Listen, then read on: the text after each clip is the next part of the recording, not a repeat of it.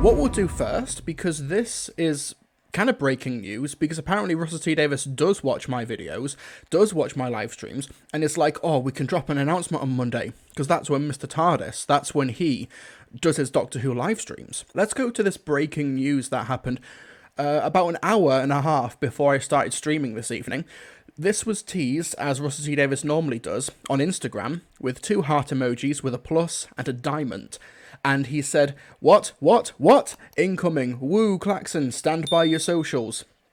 And then 2 hours later, he posted this, and the Doctor Who Twitter account and their social medias followed suit. Neil Patrick Harris, welcome to Cardiff, playing the greatest enemy the Doctor has ever faced. Such a great actor, such a great man. It's an honour and a hoot. Have fun. Tagging Neil Patrick Harris and BBC Doctor Who. Ha! Exclamation mark, a black heart, and a music emoji. And then Neil Patrick Harris also confirmed this on his Instagram, saying, my current gig never looked more dashing. Thank you for inviting me into your Whoniverse, Russell T Davies. I'll try my hardest to do my worst. This Doctor has no idea what's in store, and even if he does, who cares? Ha ha ha ha ha ha ha. Tagging Doctor Who. And Russell T Davies, of course, responded, we are honoured, so much fun. BBC Doctor Who responded, welcome aboard, with the same emojis that teased this announcement. So, there's not too much to be gleaned from this, other than Neil Patrick Harris being in one of the 60th anniversary specials, or whatever they're currently filming in Cardiff for Doctor Who, penned by Russell T Davies. I think it's safe to say that this guy's going to be playing a villain. For those of you who just listened to the live streams or haven't seen this image yet, we've got a... I don't know how old Neil Patrick Harris is. He seems to have kind of been perpetually young for a long time. He's got really youthful energy about him. But in this photo, he does look a little bit aged up. That could be the grey hair with the quiff and the, what do you call them? Like the moon, like, they're not moon spectacles, but they are like small ones that just rest on the bridge of your nose. They don't have...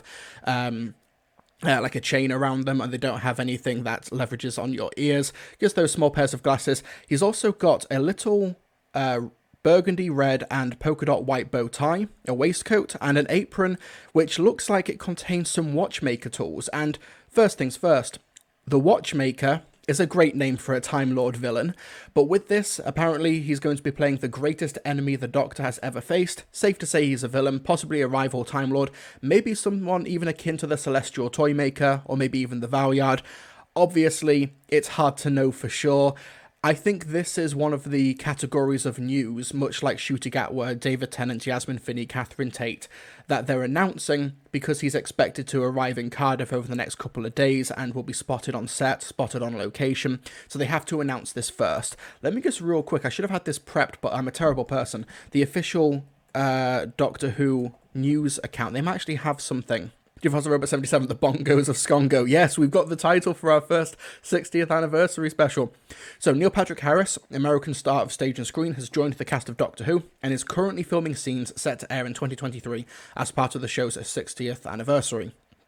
Russell T Davies, showrunner, says, it's my huge honour to open our studio doors for the mighty Neil Patrick Harris. But who? Why? What is he playing? You'll just have to wait. But I promise you, the stuff we're shooting now is off the scale. Doctor beware. And that's all we've got in terms of the official Doctor Who website.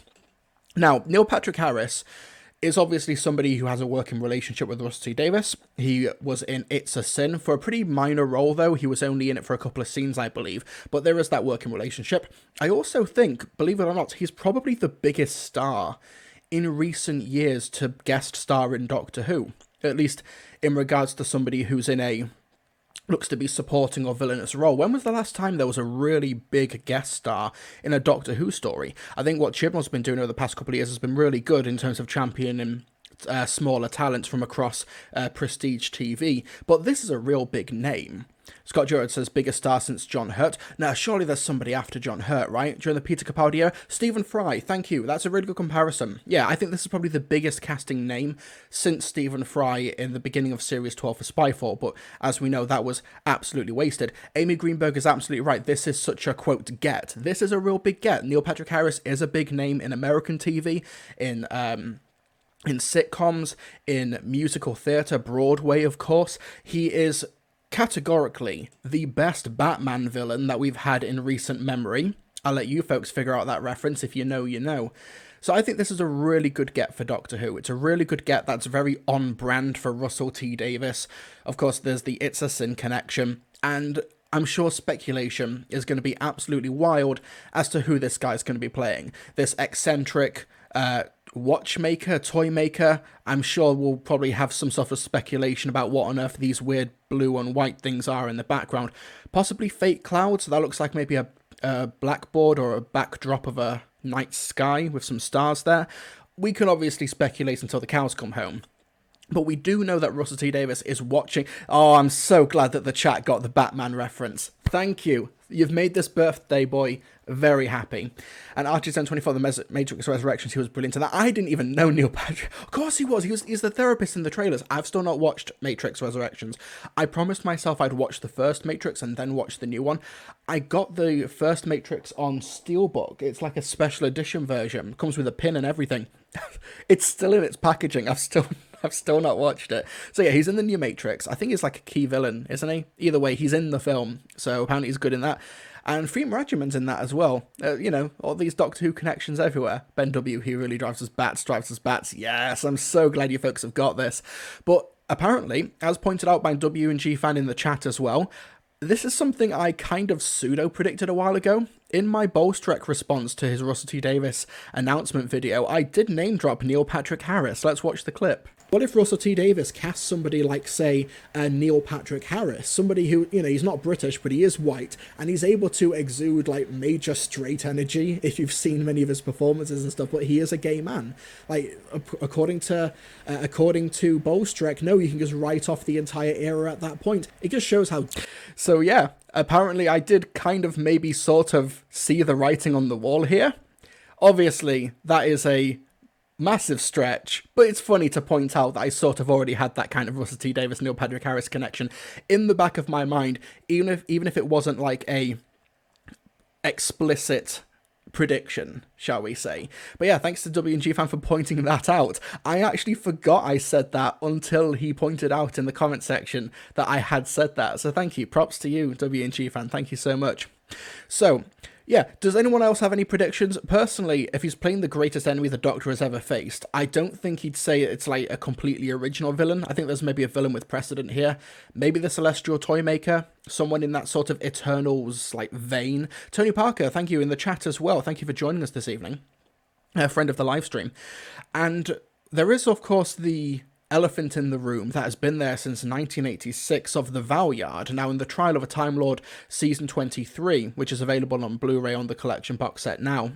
The villain of that is the Valyard, who's trying to prosecute the Doctor on Gallifrey, and it's later, spoiler alert, for a nearly 40-year-old series, that it turns out that he is actually a future, darker incarnation of the Doctor. Somewhere between his 12th and final incarnation is the line that the Master says during that story. That has kind of been a bit of an elephant in the room. Big Finish have kind of maybe sort of dealt with that, because that is the Last Adventure box set that Colin Baker did, the Regeneration story. The Valyard is one of those things, kind of like the Regeneration limit, that I think only fans really care about. They could have completely ignored it or completely, subvert it. Stephen Moffat, though, did address the 13 regeneration limit during the 50th anniversary, so maybe that's just what happens. Every 10 years for the anniversary of the show, one of the showrunners just decides this whole obscure bit of lore, this workaround we have to figure out, that's going to be the centre of this story. Maybe it could have something to do with Jodie Whittaker regenerating into the 10th Doctor, or somebody who takes the form of the 10th Doctor, and it turns out to be the Toymaker or the Valyard or something, who has adopted the 10th Doctor's body. After all, the Valyard was after the Doctor's remaining regenerations in Trial of a Time Lord. I may need to rewatch Trial of a Time Lord and see if there's anything else that could hint to that, or if there's any more to substantiate that theory. Maybe do a short video on it or something. That's currently my prediction, but I've got people talking about the Toymaker. Madder Than Eggs, Valyard is really dull. Oh, have you watched Trial of a Time Lord? Michael Jaston, the actor, is so much fun in that story as it goes along. I think he really holds that together. Zero Carver is the Toymaker a Time Lord? No, he's one of the, he's an Eternal, isn't he? At least that was the post hoc justification for his powers. Spoiler alert, I have not seen the Celestial Toymaker all the way through, because it's a partially lost story, so I think you can be forgiven. 1 second, Scott Joe, do you share the same birthday as Neil Patrick Harris? Do I? Neil Patrick Harris birthday. Oh my god. I do. I share the same birthday as Neil Patrick Harris. That was a interesting connection. I had no idea. Well, thank you for letting me know, Scott. Flipsy, thank you for the 5 Swiss franc super chat. Massively appreciate it. Greatest enemy equals the ultimate foe. Neil Patrick Harris Viard confirmed, /J. I know that's a joke one, but that was actually my train of thought. Greatest enemy and the ultimate foe. Like, I don't think Rusty Davies is not a subtle man, of course, he's not. But if he had said in the Instagram post, Neil Patrick Harris is playing the Doctor's ultimate foe, that would be a lot easier, like, to figure out. It would be so much easier to connect those dots, and he knows that we would connect those dots as well. For crying out loud, we're already connecting the dots about Beep the Meep, and now we think that Neil Patrick Harris is voicing Beep the Meep. We'll probably talk about that later at some point, but it could make sense. I don't think enough fans know about the Celestial Toymaker outside of just he is a villain in the story. I don't know how many people have watched it. So, yeah, I was kind of joking, but yeah. Oh, yeah, I know you were joking, but I that was my first thought, and there's a germ of truth into it.